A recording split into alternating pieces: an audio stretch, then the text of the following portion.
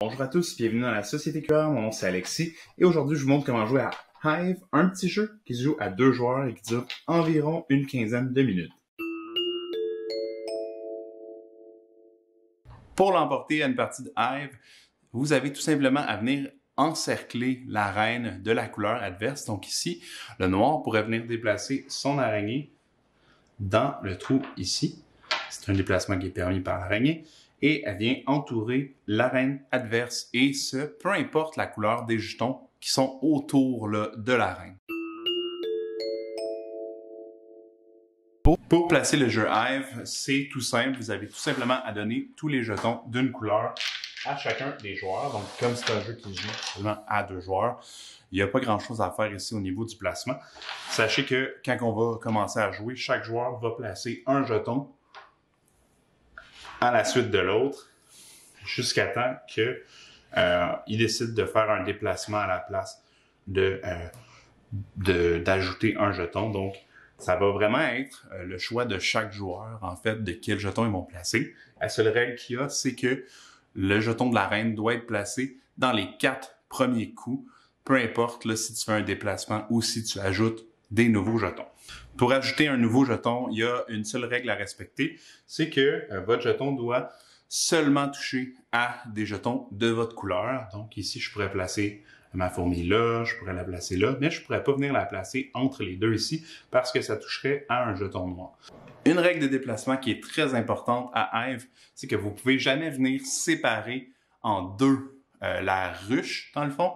Donc ici, un mouvement qui ne serait pas permis, ce serait d'enlever la sauterelle puis venir la placer à l'autre bout ici, ou venir la placer de l'autre côté, parce que ça créerait une séparation au niveau du plateau. Donc, vous ne pouvez pas faire un déplacement, vous êtes bloqué avec la sauterelle ici, si c'est une position semblable à celle-ci, donc vous ne pouvez jamais séparer. Maintenant, on va regarder chacune des pièces individuellement, qu'est-ce qu'ils font. Donc, la première, c'est la reine. La reine, elle, peut se déplacer seulement de 1 au niveau de l'hexagone. Donc, un côté comme ça, un côté comme ça. Donc, tout le temps de une case. L'araignée ici, elle peut se déplacer de 3 cases, mais en tout temps. Elle peut pas faire 2, elle peut pas faire 1, elle peut pas faire 4. Elle peut seulement se déplacer de 3 cases. Donc, on peut la déplacer 1, 2, 3 comme ça, dans la case à l'intérieur. Les sauterelles, elles peuvent sauter d'un côté à l'autre, toujours d'un côté droit, dans le fond. Donc, si je prenais celle-là ici, elle pourrait aller ici, donc sauter par-dessus.